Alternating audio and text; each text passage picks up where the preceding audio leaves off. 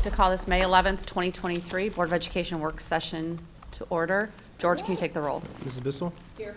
Ms. Cobain? Here. Mr. Miko? Here. Ms. Stochek? Here. Mrs. Hausum? Here. All present. All present, thank you. You can all rise for the Pledge of Allegiance.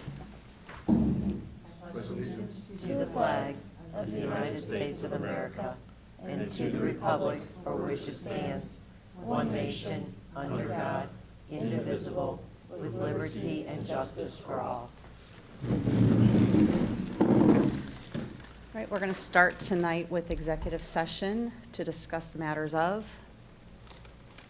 George, if you can click on the executive session for us.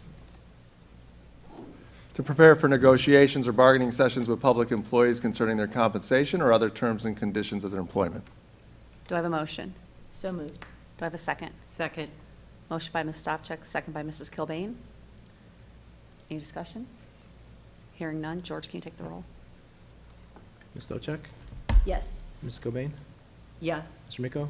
Yes. Mrs. Hausum? Yes. Mrs. Bissell? We'll enter into, motion passes, sorry. We'll enter into executive session at 6:05 and return for our regular scheduled meeting at 7 p.m.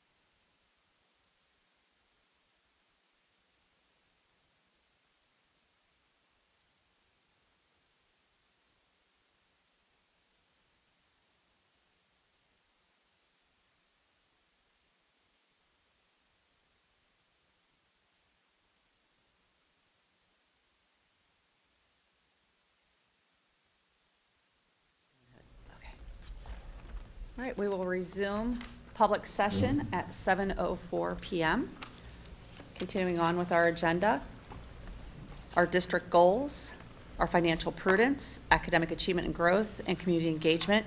We strive as a board to measure all of our decisions against these three goals.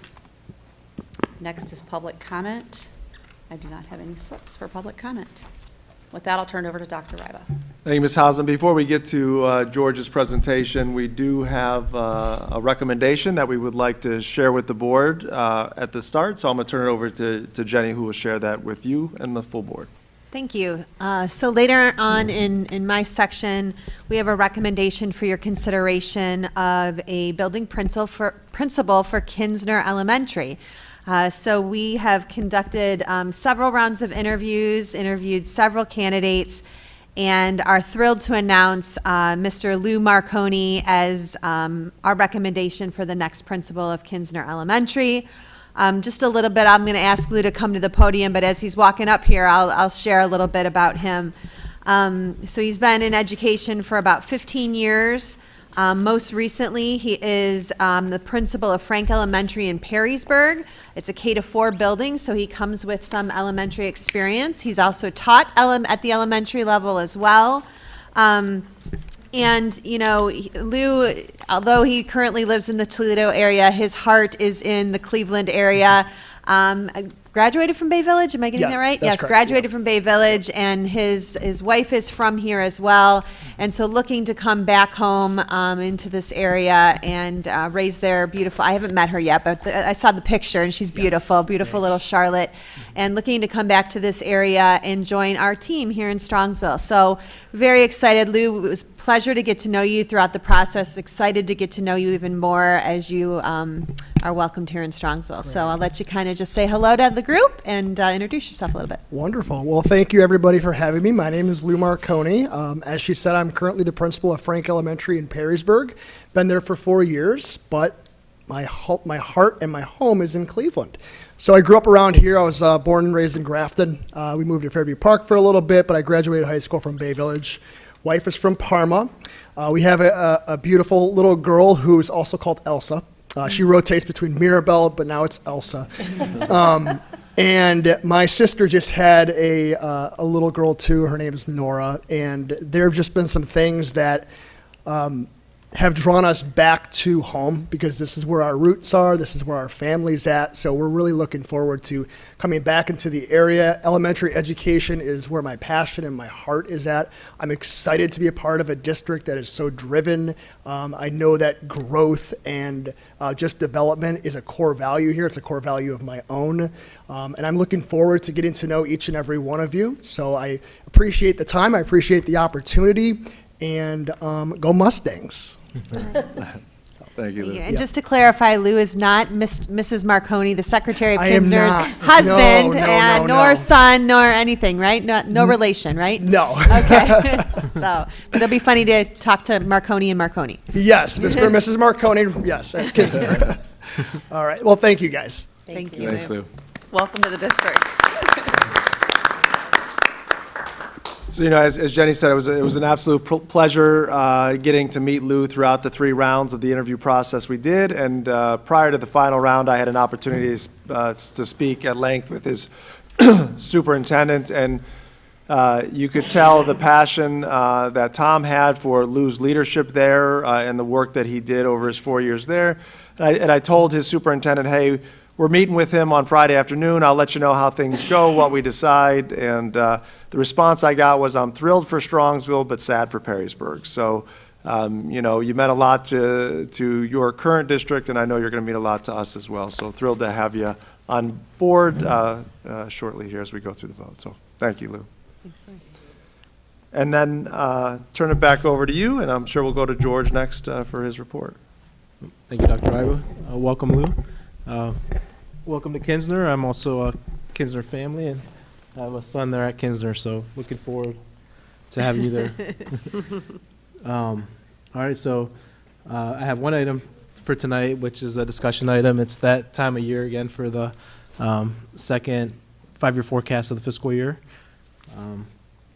So we have to, the 5-year forecast is presented twice a year, once in November and again in May. The May 5-year forecast I use as we're wrapping up this fiscal year and begin the budget planning for the upcoming fiscal year 24. At this meeting, we'll have the discussion, and then at the May 25th meeting, have it on the agenda for your consideration. It needs to be approved and submitted to ODE by the end of the month. The 5-year forecast for consistency purpose is the same format that I've been using in previous versions as well. So feel free to ask any questions as I'm moving along. The forecast is broken into 4 sections: the assumptions, revenues, general fund revenues, general fund expenditures, and then the 5-year forecast summary at the end. And to clarify, this is the 5-year forecast is just for the general fund. Major assumptions: the property tax collection rate. Property taxes are our biggest revenue source, so as the collection rate fluctuates, so will the amount of dollars that come in. Calendar year 22, we had a collection year 22, we had a 99.26 collection rate. The 3-year average is 98.53, and that's what is being assumed in the life of the forecast.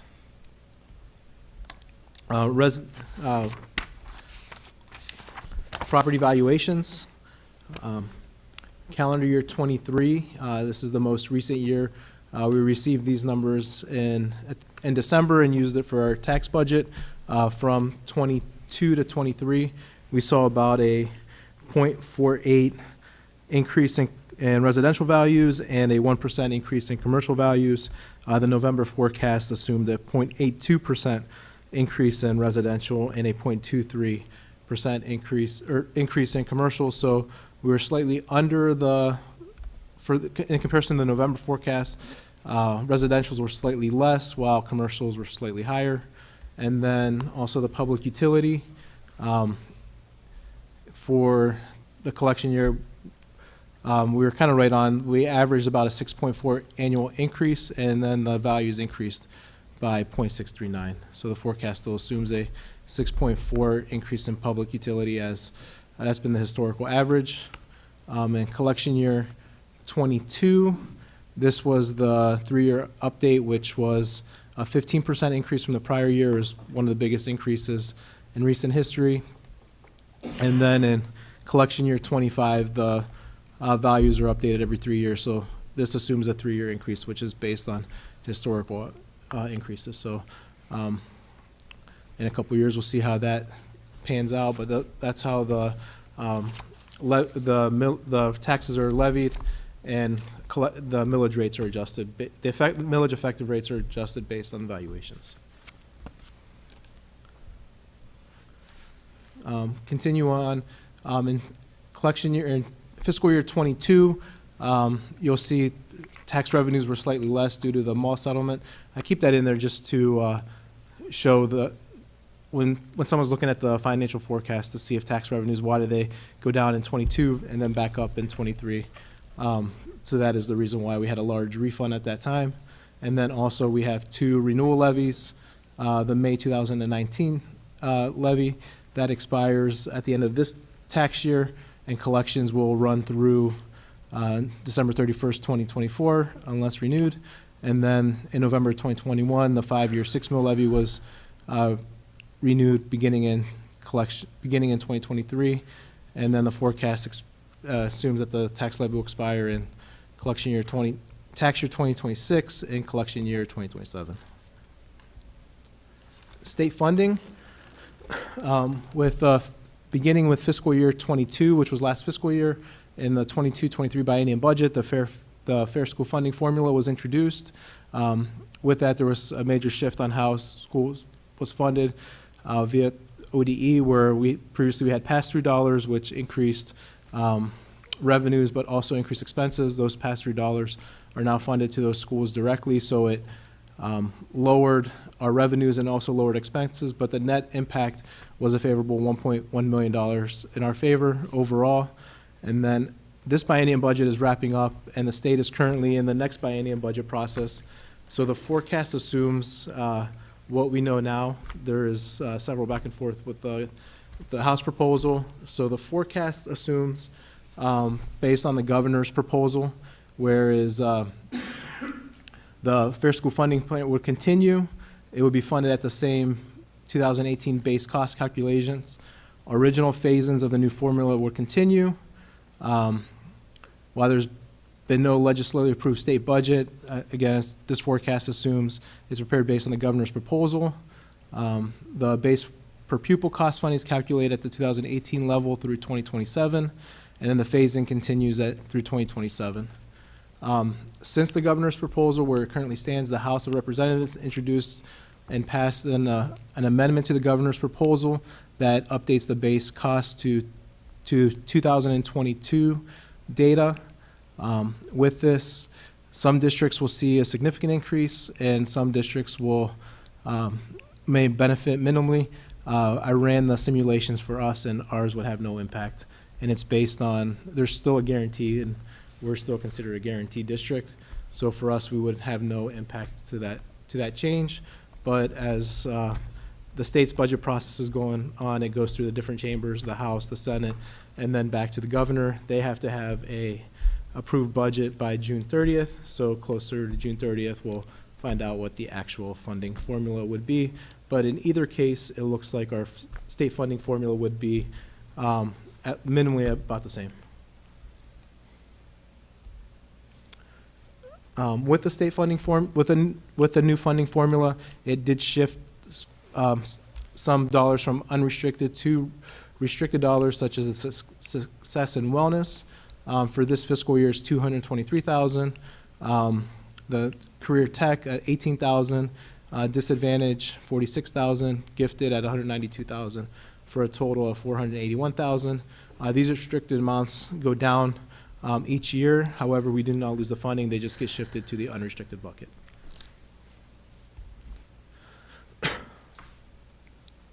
Expenditures. In fiscal year 22, we had an increase of 7 employees.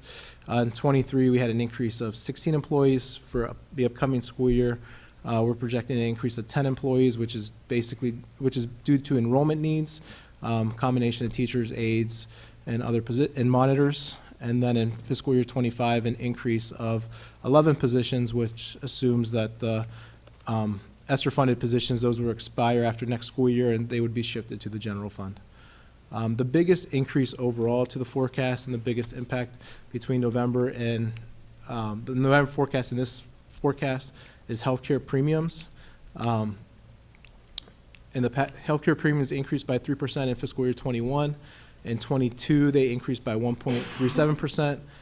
For fiscal year 23, the current year that we're in, it increased by 8.7%. In November, we had projected the out years would increase by 8%. That was, as we typically did, it came in better. But last year and this year, our claims were running significantly higher than years past. We just received our increase for next year, and it's going to be 15%. So in November, we had projected an 8% increase for next school year. It's almost doubled to it's almost doubled, an increase of 7% from that November forecast of 15. So that's going to have a cumulative effect on the out years. And then the out years we had at 8%, and I increased that 8 to 10% for the out years. So we've had a lot of good years with health insurance from where we projected to where it came in. It kind of goes in cycles. So hopefully this is just a cycle and it doesn't continue. And the out years, hopefully although we projected 10, we see something better, but it could also go the other way as well. So as you'll see in the forecasts later on in the presentation on how it has an impact to the forecast. And then just for comparisons, while these numbers are still on the forecast, for fiscal year 20 and 21, we experienced some cost savings due to the school closures at that time. Purchase services, we did see an increase in fiscal year 23 due to increased costs and placements for special education, and then also other instructional programming. Materials and supplies, we saw an increase from 22 to 23, which is due to 22 unspent budget, and then materials supply only make up about 2.3% of our general fund budget. Capital outlay, about 50% of this category is for Chromebooks and infrastructure. to support district's one-to-one initiative, technology initiative. However, during fiscal year 24 and 25, the budget is increased by $150,000 each year to replace all the employees' district desktops. This is all the classrooms, desktops in the classroom, in each classroom throughout the district. There is as Windows is updating, those computers need updated due to security issues.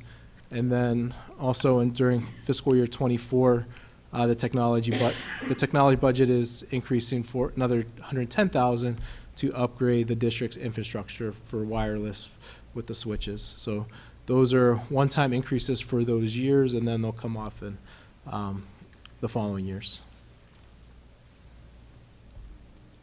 And then these are just reference points that I continue in the in the slides, just if anyone has on how we spent, although these aren't general fund expenditures, these are our ESSER expenditures for the last 3 years.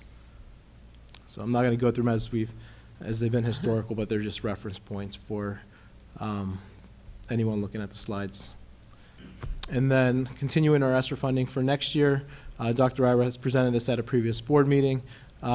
As we're looking to maximize our ESSER funds, two things that were moved to the general fund and included in the forecast this year was the elementary extracurriculars, and then also the 0.5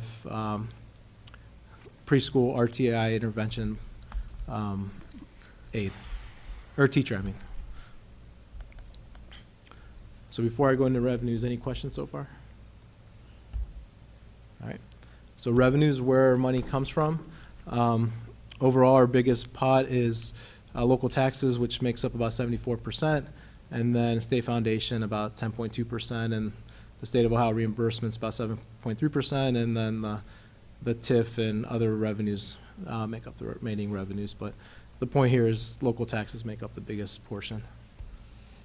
Local taxes, this year we're collecting $61.2 million, and then 2024 forecasting a little slightly less, about 60.4, and had mainly due to the collection split for this first half collection of the calendar year, where it was about 54%. So still the same dollars collected. It's just we're on a fiscal year while the county's collecting on a calendar year, which kind of overlap 2 fiscal years.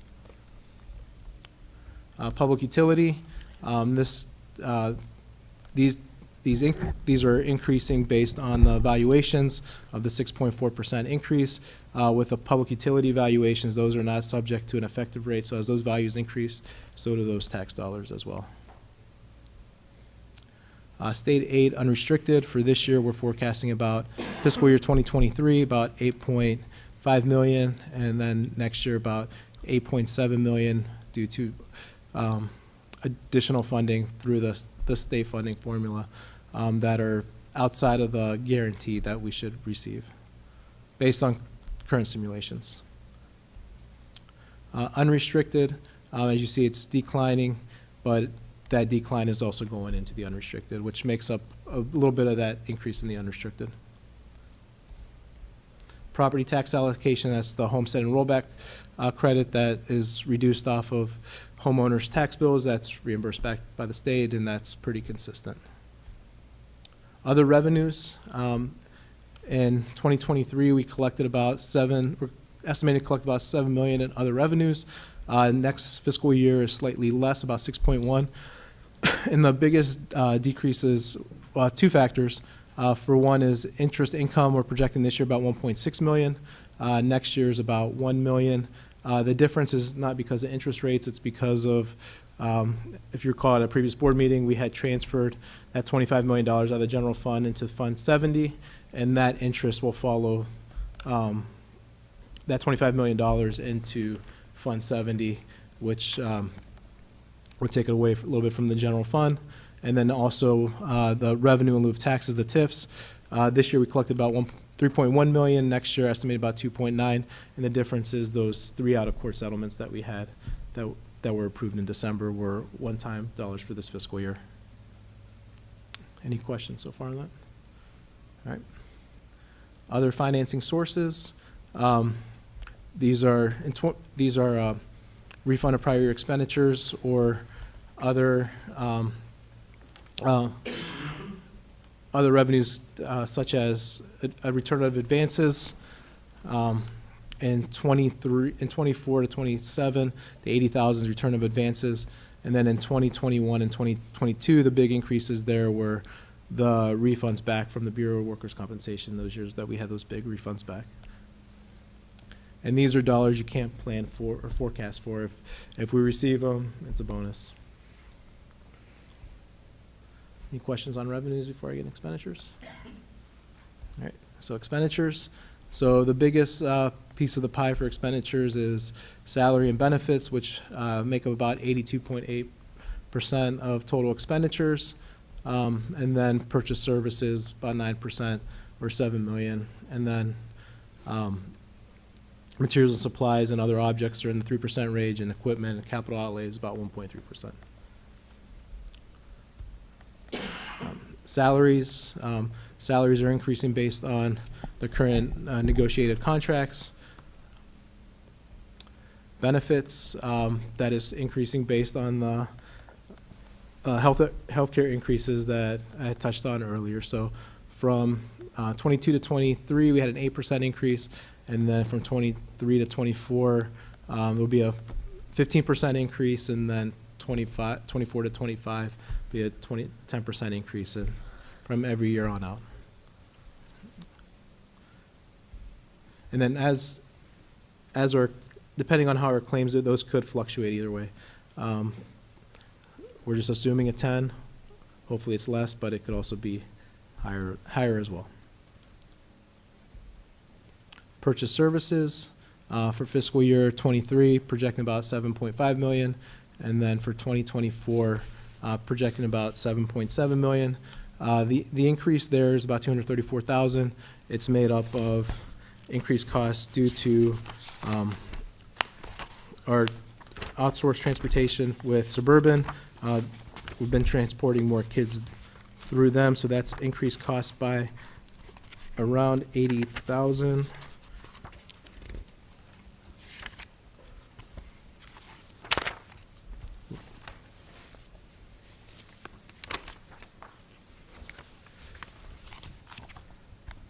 We also had increased increased costs for outplacement students into the facilities that were approved, and then also it includes the modular unit that was approved at a recent board meeting as well. So, and then utilities, normally forecast around 4%, increased it to 7%, and projecting an increase, but we're in a consortium with the Ohio Schools Council, so we're kind of waiting to see what those rates actually kick in as electricity rates are increasing throughout the state. Once we receive our actual rates, we might have to revisit this in the November forecast. Materials and supplies make up about, as I stated, about 3% of the total budget. And make up instructional supplies, office supplies, textbooks, software, fuel, and building cleaning supplies.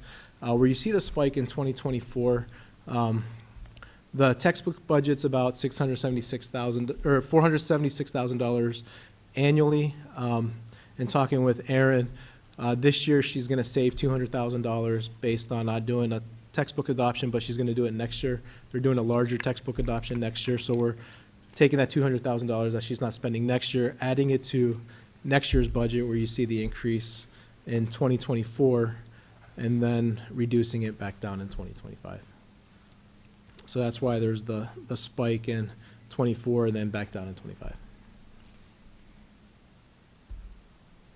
Capital outlay, as I touched, it's going to increase in 2024 and then slightly go down in 25, 26, and those were to the capital improvement investments that, or the capital improvement upgrades that technology needs to do throughout the district.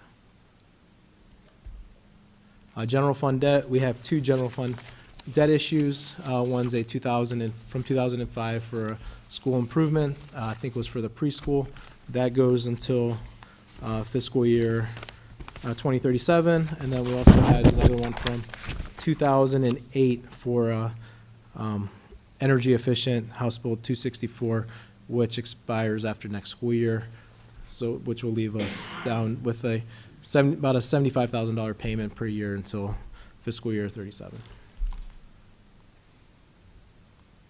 Other objects, it's primarily 74% of this category is primarily made of county auditor fees. They charge us for collecting the tax dollars, and they take a percentage off of that. It's a little over 1%, and that makes up about a little over $1 million. And then we also have our insurance that comes out of this line. That's about $160,000, and then auditor expenses for annual audit about $50,000, and then the ESC deduction from the state foundation gets recorded in this category. Transfers and advances. The big increase this year is the $25 million that was done to fund 570, which kind of shows as an outlier in the graph. The other forecasted transfers out that we will need to do, we do have a food service one, but that looks like that might be a savings for this year. The termination benefit fund for $425,000, summer school, the field turf annual transfer, the fund 070, and then the high school track that we recently approved as well for $565,000. And then the following years is just continuing the annual transfers. And then next year does have, if we decide to do it, it's there as a placeholder, is the $750,000 that was slated for the Kinsner HVAC. Any questions on expenditures before I go to the summary?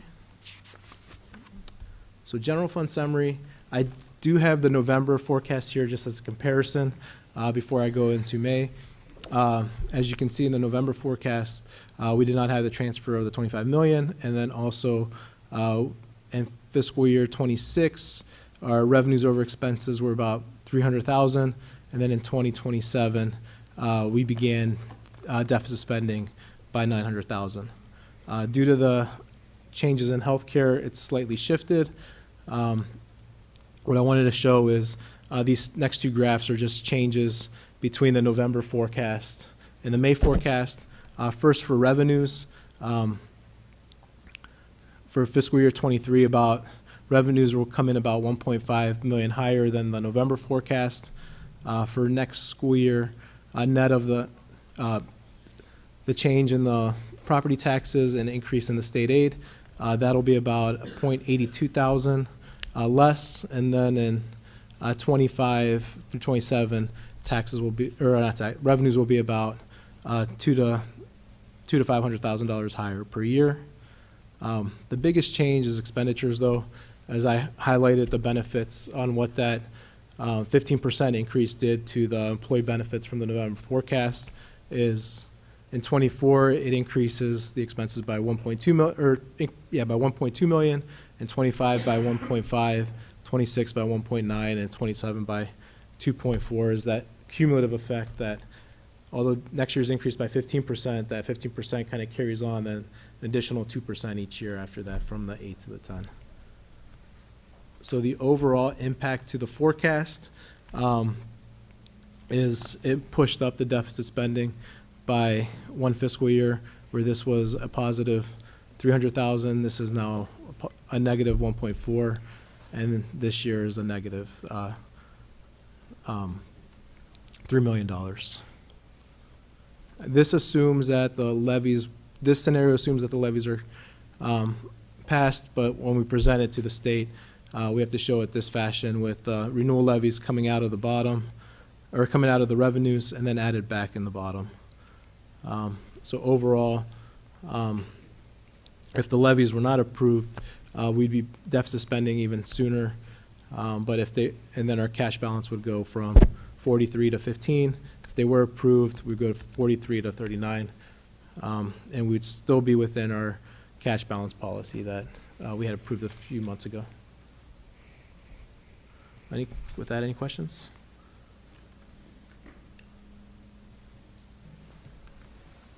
All right. Thanks. That's all I had then. Thanks, George.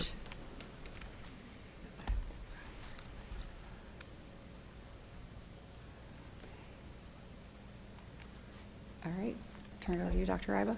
Thank you, Ms. Hausum. At this time, I want to bring up Abby Ranieri. Abby has been working with us for a while now from GPD. and she's going to share with us some information on the Expedited Local Partnership Program and kind of give us all the context for that. So turn it over to you, Abby. Thank you. Good evening. Good to see everybody and meet the couple of you that I haven't had a chance to meet yet. We are obviously going through a process with the committee right now to look at what we might need to do to address some of our facilities, including, the focus is really around the elementary schools, but we're going ahead and going through that process and trying to make sure we have a sense of all our facility needs. So we're kind of at a point in the process where we want to think about the future, and if we're going to actually have a recommendation for you all for a master plan for those elementary schools, and if we're going to propose that we need to go on the ballot for anything as part of our facilities project, we need to start thinking about how that might be financed. And a piece of that could potentially involve the OFCC.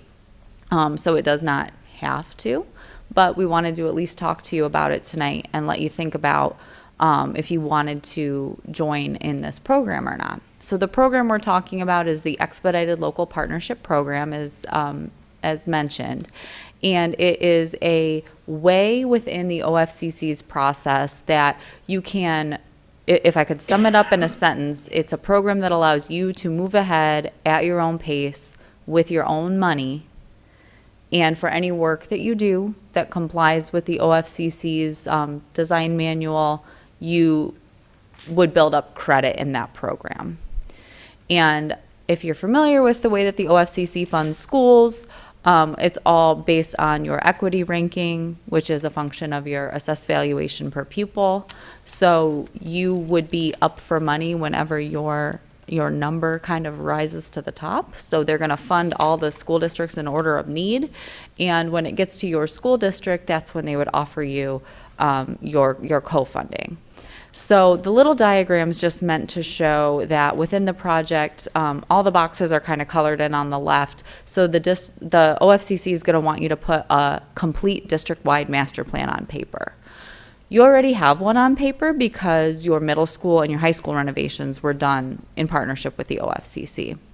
So this would be our chance to kind of revisit that document and see if there's any changes we want to make to it. And what you elected to do was build a portion of that. So the next phase of the diagram shows some of the blocks filled in and some of them left empty. So you could kind of think of the blocks that are filled in as the new middle school and the renovations to the high school that you completed. And then the way that the program works is, you raise all 100% of your funds locally, you go ahead and build your project, and then the last phase would be whenever your time is up to receive your funding from the state, you can go ahead and use that funding a couple different ways. If you still have a portion of your master plan left to build, you can use that credit to put it towards that next phase of your master plan. Or in the event that you've completed your full master plan, you would potentially be able to put that towards paying down on your bond. So that might be, less time, or, there's other kind of functions and ways that you can do that. But this is kind of a high-level overview of that process. The next slide kind of gives a history of your participation in that process. So for the new middle and high school, you did work through ELP, and you were receiving 7% state share. So you have 7% credit on your $65.5 million project with the OFCC as it states. I think at that time, the thought was probably, maybe by the time we address our elementary schools, we can cash in on that credit. I sat in a session with George down at OASBO recently, and with the OFCC, and there's no guarantee on getting that money, the time frame of getting that money, any of those questions that districts within ELP have been asking. So that is kind of an unknown for us when we might see that. So, go ahead. I will add on to that. They started this back when, in 2000? 99, yep. 99. They're about, out of 613 schools, they're kind of in the middle of that equity list. We're towards the bottom. Yeah. So if that kind of gives any indication on when we'll likely see it. Right. So at present, some things to note. When you did your initial ALP agreement for the middle school, you locked in at your 7% state share. In your case, that was actually a good thing because your current state share has dropped to 6%. But that doesn't matter because your original agreement was locked in at 7. So that's where you would stay. They redo that outlook every 3 years. And then if you wanted to continue to participate in that program, you would continue to earn 7% on any work you would do in the next phase. So if you were to build some new elementary schools, for example, that met the OFCC requirements, which means you have to follow their design manual. You also have to participate in LEED, which is Leadership in Energy and Environmental Design. That's a sustainability program that you have to build your building to certain energy requirements and sustainability requirements. And if you do that, you essentially, you earn that credit. The next slide, I think, starts to kind of show what we would need to do if we wanted to participate and what that means and doesn't mean at this point in time. So if you decided that, again, since you've already got some credit there, if you wanted to continue and earn that similar credit for this next phase, you would do two things next as a board. You would sign a resolution of intent to participate in the program. It looks like the first image up there. And that's just stating that you're undergoing planning efforts and you're intending to pursue a project. It does not say we're going to do this with you, state. It just says we're looking at this and we're intending to pursue a project. That's accompanied by the application, and that really just states the intended date that you want to go on the ballot. Those two pieces kind of get you back into the program. And at that point, the state will do updated enrollment projections on your behalf. I know you've already had an enrollment report done, but that would happen. We would get some planning support. So some planners at the OFCC would model out all the different options that we're studying with the committee. And each time we want them to model out an option, we would then know what % credit we would potentially get. They would be checking to make sure that we're in compliance with their rules as we're moving through the project. And then any buildings that would need to come down as part of that process, an enhanced environmental analysis would be done as part of that so that we could use some of those numbers for budgeting for asbestos abatement and things like that. So those are what we would consider to be the benefits of it. And then the final slide, which may be a little bit hard to read, but I'll give you the highlights. We really established our task force at the beginning of this year, and we're kind of moving through our process of engaging and developing plans. And the point where we would want to make a recommendation to you as a board on the master plan would come around October, probably, is what we would anticipate. And then if you were participating with the OFCC, you would go to their November commission meeting. Your project would be on their November commission agenda. It's a little funky in the spring because the election is in March instead of May. So they don't have a commission meeting in December, so that's why we'd need to have our decisions made around October. You would file with the Board of Elections then in December to be on the ballot in March. And so what we would, if you wanted to participate in ALP, what we would be doing right now is just saying, hey, we're going through a planning process. We intend to potentially be on the ballot in March of '24. And you would not be locking in with them and agreeing 100% until you approve a resolution and go on their agenda in November. So there would still be time, in other words, between now and then to ultimately decide if you want to enter into an agreement with them or not. So that's why we wanted to kind of say there's not a lot, I guess, of risk, and you're not really making that final decision at this point in time to participate in their program. So we wanted you to be aware of it, because if we wait much longer, we're not going to really reap some of those benefits, and it's going to be, I think, a little bit harder for us to get on the same page with them in time for November.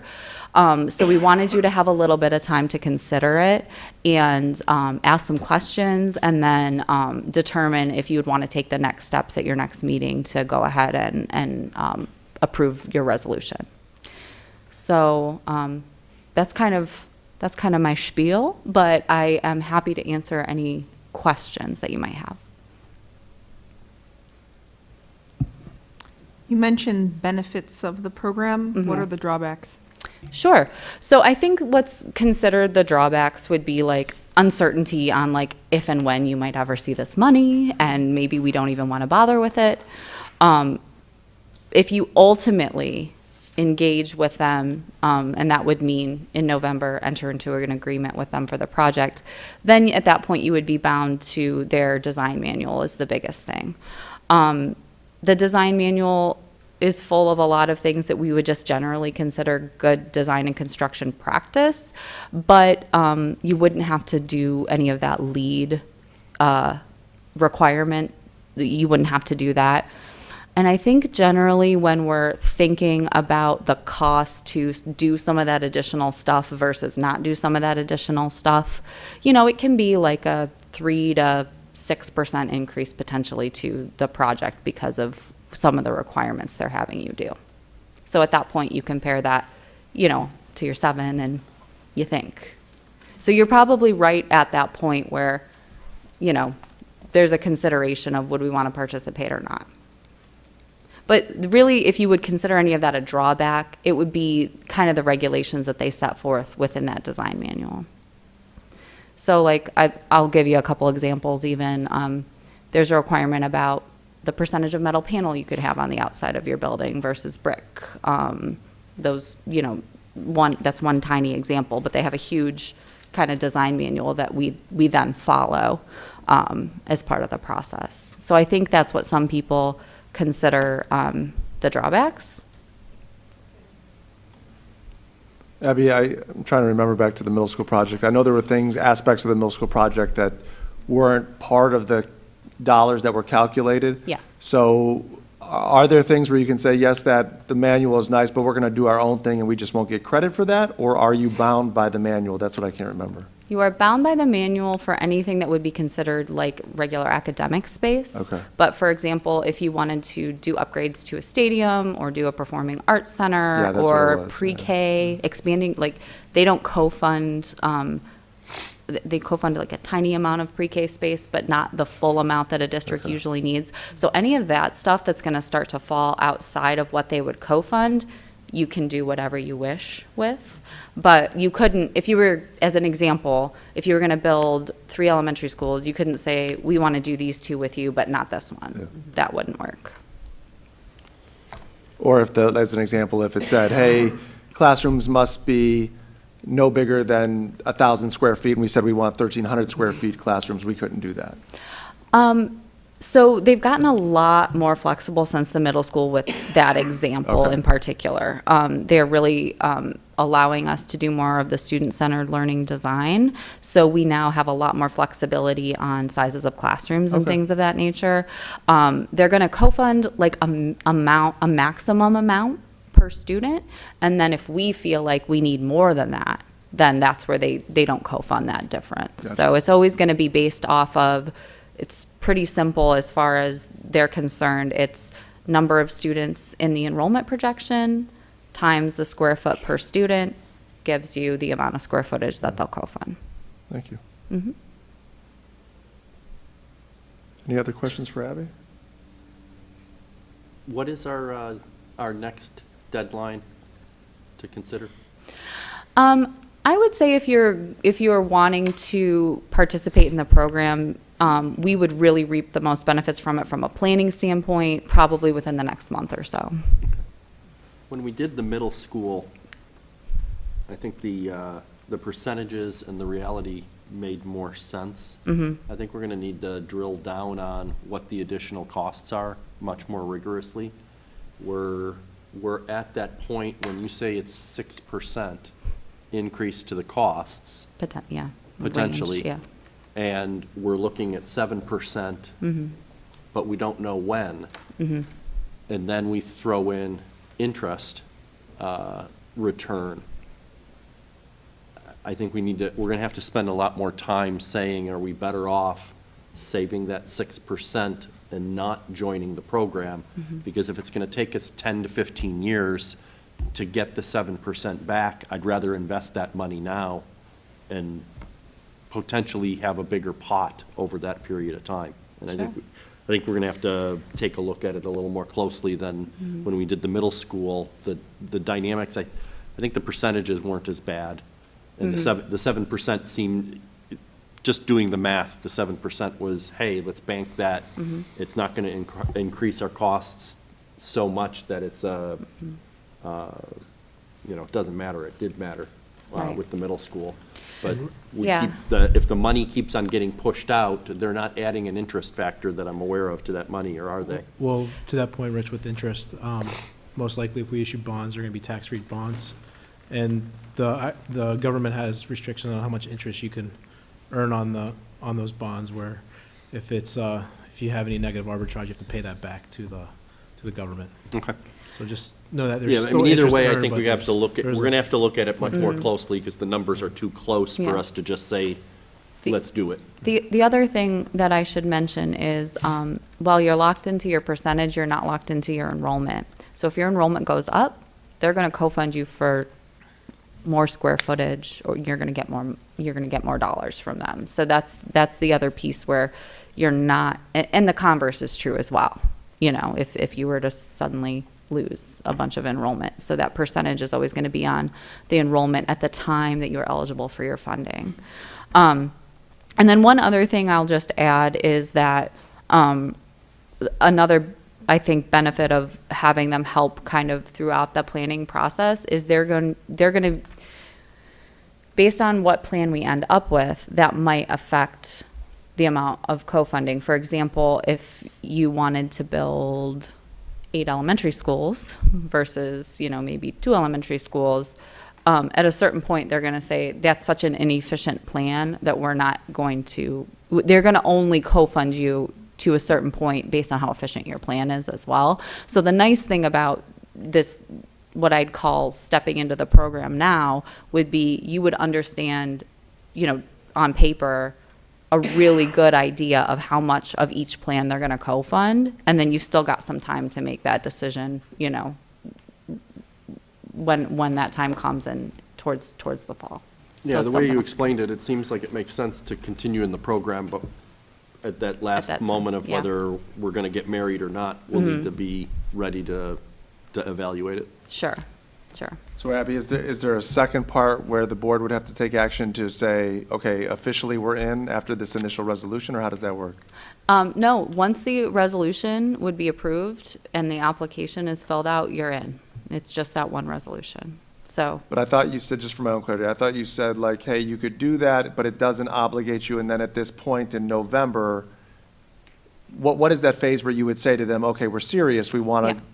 So what would happen is if you come to a master plan, you would finalize that, you would be working with them to finalize the master plan of what they would co-fund, and then we'll also be finalizing anything they won't co-fund as part of that. And they will put together what's called a ELP-PA, more acronyms. It's a project agreement. And that, when you sign that project agreement, is what would happen essentially in October, and then it would go to the commission in November. So until you sign that project agreement, you're not committing to anything with them. And what that is it's your master plan from the state, and then it's an explanation of, this is what we understand you're going to build, this is how big it's kind of just narrative information that describes the master plan, and it's kind of just saying, okay, here's your deal with us, and you're not signing that deal with them until that point in time. So is there any negative to say, hey, it would be best if we pass the resolution in the next meeting or so, and then we go down through this process and do what Rich says, and then when October comes and we have to sign, then we can decide whether we're going to sign or not? Is there any negative consequence to that, or? I don't see one. Okay.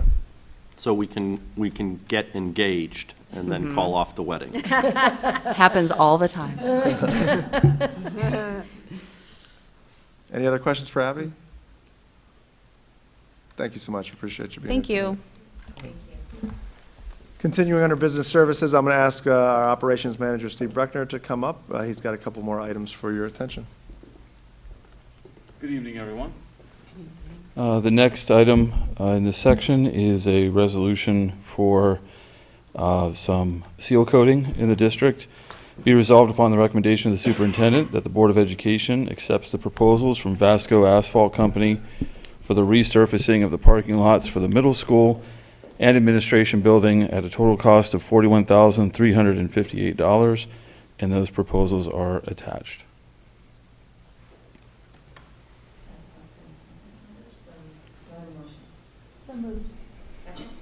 Second. Motion by Ms. Stavcek, second by Mrs. Kilbane. Any discussion? I'm assuming our blacktop is on a schedule. This fits into that schedule. So all the other elementary schools are ahead of the admin building as far as the schedule is concerned? Correct. Everything's pretty much in a 3-year cycle with some variation here and there. But every 3 years we address whether that addressing is to mill down a couple inches, a full depth replacement, or seal coating. But by seal coating, we're extending the life of our investment. Thanks, Steve. Any other questions, comments? All right, George, take the roll. Ms. Stavcek? Yes. Ms. Cobain? Yes. Mr. Miko? Yes. Mrs. Hausum? Yes. Mrs. Bissell? Yes. Motion carries. The next item is the mobile classroom lease agreement.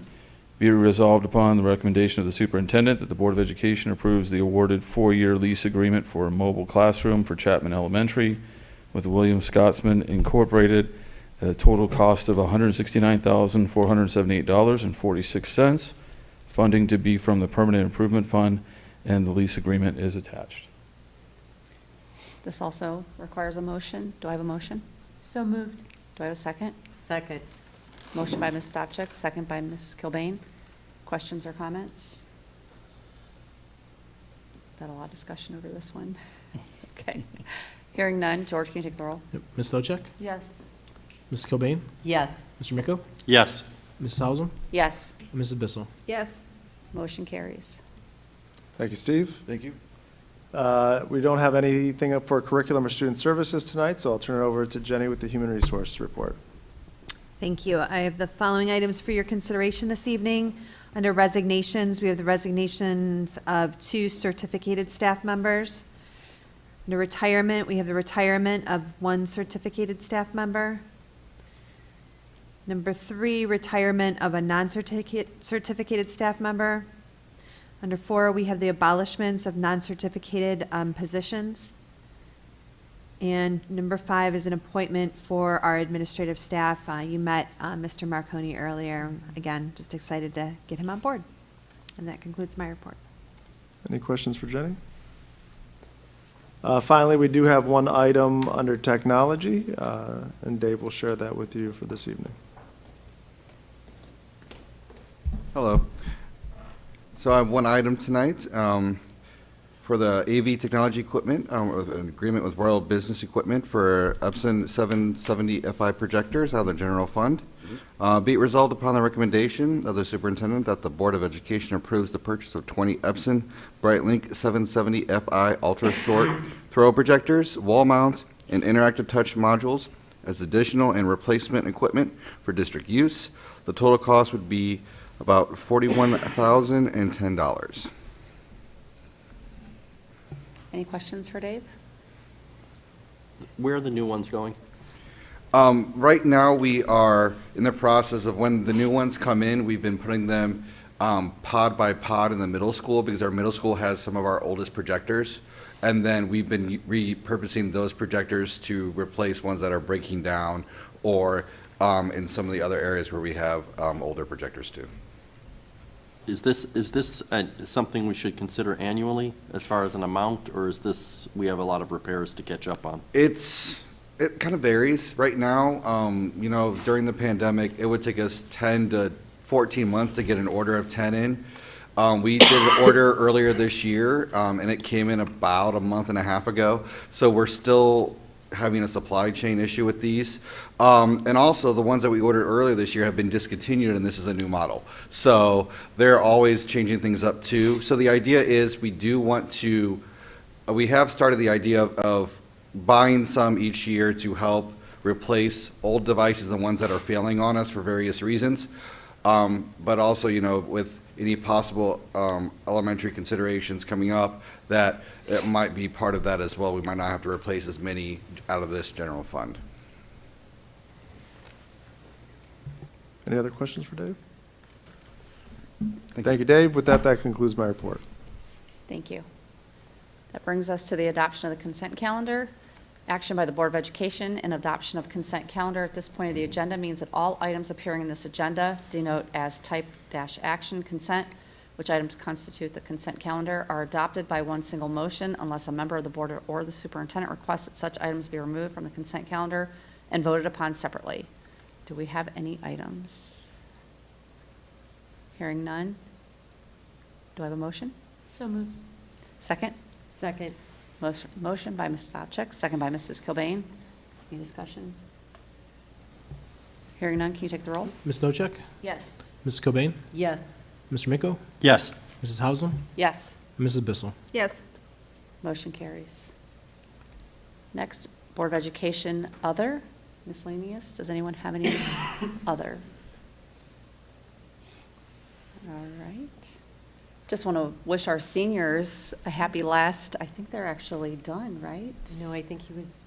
What, do they have one more day? Tomorrow. Well, Tomorrow. He was kind of making them go so they would stay out of trouble. Half day One more tomorrow. day for our seniors, so I want to wish them good luck. Classes. Yeah. Can't wait to see them all next Sunday on the football field for commencement. That'll be exciting. Pray for no rain. And praying for no rain. Looks good so far.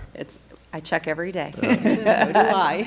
And our pre-K through 11, I think they're counting down. They still might be in double digits, but we're getting close. Yeah, close. So I just want to wish them all good luck these last couple weeks and stay out of trouble. Stay out of trouble. Have a nice prom. And a great prom tomorrow night. Yes, it's busy times. All right, we do have need for executive session to continue executive session to discuss. To consider the employment of a public employee and to prepare for negotiations or bargaining sessions with public employees concerning their compensation or other terms and conditions of their employment. Do I have a motion? So moved. Second. Second. Motion by Ms. Stavcek, second by Mrs. Kilbane. Any discussion or questions? Hearing none, George, take the roll. Ms. Stochek, Yes. Mrs. Cobain, Yes. Mr. Miko, Yes. Mrs. Hausum, Yes. and Mrs. Bissell. Yes. Motion carries. We do not see need to come back in for public session. We will enter into executive session at approximately 8:07. Everyone have a great night. Ms. Stochek.